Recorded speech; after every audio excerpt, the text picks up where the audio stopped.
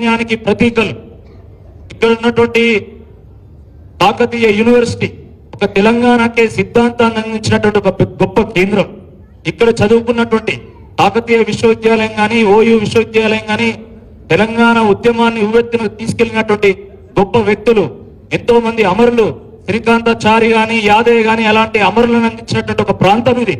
మరి ఇటువంటి ఈ ప్రాంతము ఈ రాబోయేటువంటి రోజుల్లో 27వ తారీఖు నాడు ఒక చారిత్రాత్మకమైనటువంటి ఒక తీర్పు ఇవ్వడానికి సిద్ధం కావాల్సిందిగా ఈ సందర్భంగా నేను విజ్ఞప్తి చేస్తా ఉన్నాను. మిత్రులారా, పట్టభద్రుల ఎన్నిక సాధారణ ఎన్నికతో పోలిస్తే చాలా భిన్నమైనటువంటిది, ప్రత్యేకమైనటువంటిది. దీనికి ఎంతో ప్రాముఖ్యత ఉంటుంది. ఎందుకంటే దీంట్లో ఓట్లు వేసేటువంటి అర్హత, హక్కు కేవలం మీకు మాత్రమే ఉంటది, విద్యావంతులకు మాత్రమే ఉంటది. విద్యావంతులు, మేధావులు ఎంతో విజ్ఞతతోని, విచక్షణతోని, వివేకంతోని ఎంతో ఆలోచించి ఈ పట్టభద్రుల నియోజకవర్గ ఎన్నికల్లో తీర్పునిస్తా ఉంటారు.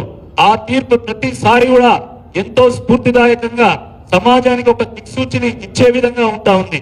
మీరు గత పరంపర చూడండి, పార్టీలు ఏమైనా కావచ్చు, ఒక చుక్కా రామయ్య గారు, ఒక ప్రొఫెసర్ నాగేశ్వర్ గారు, ఎల్ఎస్ రాజు గారు, డాక్టర్ రాజేశ్వరరావు గారు, రామచంద్రరావు గారు, లేదా కపిలవాయి దిలీప్ కుమార్ గారు, డాక్టర్ పల్లా రాజేశ్వర రెడ్డి గారు, పార్టీలు ఏవైనా పట్టభద్రులు ప్రతిసారి మంచి విజనరీస్ ని, థింకర్స్ ని, ఇంటలెక్చువల్స్ ని, సమాజంలో ఒక సంక్షోభం ఏర్పడ్డప్పుడు ఆ సమాజానికి దారి చూపగలిగే సత్తా ఉన్నటువంటి వాళ్ళని, ప్రజలకు ఆదర్శంగా నిలబడగలిగేటువంటి వాళ్ళను, సమాజానికి ఉదాహరణగా నిలిచినటువంటి వాళ్ళను మాత్రమే పట్టభద్రులు ఎన్నుకుంటున్నారు.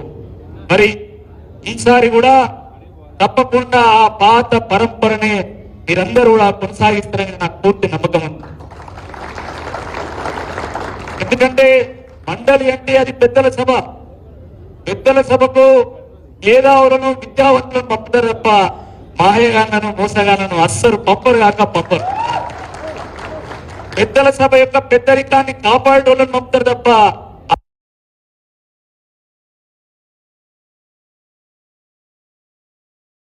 పెద్దల సభలో బూతులు మాట్లాడి పెద్దల సభను బూతుల సభగా మార్చేటువంటి వాళ్ళను పంపరు కాక పంపరు. తప్పకుండా పెద్దల సభలో విషయ పరిజ్ఞానంతో, విజ్ఞతతో, వివేకంతో, భావి తరాల గురించి ఆలోచించి మాట్లాడేటువంటి వాళ్ళు, వాదనను వినిపించే వాళ్ళని మాత్రమే పంపుతారని చెప్పి ఈ సందర్భంగా నేను గుర్తు చేస్తున్నాను. మిత్రులారా, ఈ రాష్ట్రంలో ఏ సందర్భంలో కాంగ్రెస్ పార్టీ ప్రభుత్వం వచ్చిందని అందరికీ తెలుసు. 6 గ్యారెంటీలు, 420 హామీలు కాంగ్రెస్ పార్టీ ఇస్తే 2 పర్యాయాల పాటు కేసీఆర్ గారికి, బీఆర్ఎస్ పార్టీకి అవకాశం ఇచ్చినాం కదా.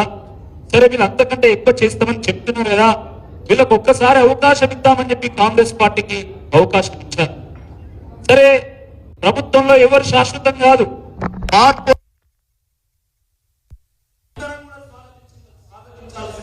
మన బీఆర్ఎస్ పార్టీ కూడా స్వాగతించింది. కానీ విషయం ఏంటంటే ఆ రోజు కాంగ్రెస్ పార్టీ ఏం చెప్పింది, ఈ రోజు కాంగ్రెస్ పార్టీ ఏం చేస్తున్నది అనే దాన్ని మనం ఒక్కసారి పరిశీలించాలి. 420 హామీలు, 6 గ్యారంటీలు. ఇక్కడ చాలా మంది నిరుద్యోగ యువత ఉన్నారు, విద్యావంతులు ఉన్నారు, ప్రైవేట్ ఉద్యోగస్తులు ఉన్నారు. వాళ్ళకు సంబంధించినటువంటి కొన్ని హామీలను మనం ఒకసారి చర్చిద్దాం. జాబ్ క్యాలెండర్ను ప్రకటిస్తామన్నారు. జాబ్ క్యాలెండర్ను ప్రకటించారా?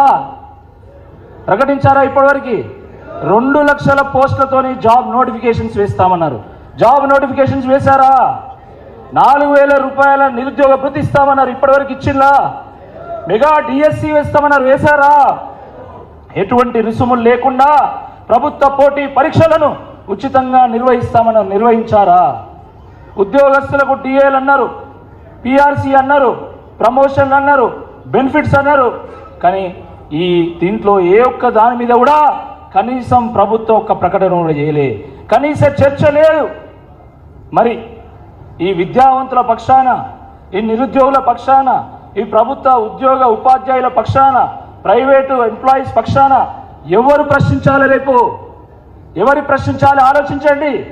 ఇదే కాంగ్రెస్ పార్టీ ఎమ్మెల్సీ అభ్యర్థి రేపు ఎమ్మెల్సీగా గెలిస్తే ఈ ప్రభుత్వాన్ని మీ తరఫున ప్రశ్నించగలుగుతాడా? మీ పక్షాన పోరాటం చేయగలుగుతాడా? మీ పక్షాన రేవంత్ రెడ్డి ముఖ్యమంత్రి గారిని నిలదీయగలుగుతాడా? ఒక్కసారి ఆలోచించండి. కానీ బీఆర్ఎస్ పార్టీ ఎమ్మెల్సీ అభ్యర్థిగా నన్ను గెలిపిస్తే తప్పకుండా ఈ నిరుద్యోగుల పక్షాన, విద్యావంతుల పక్షాన తెలంగాణ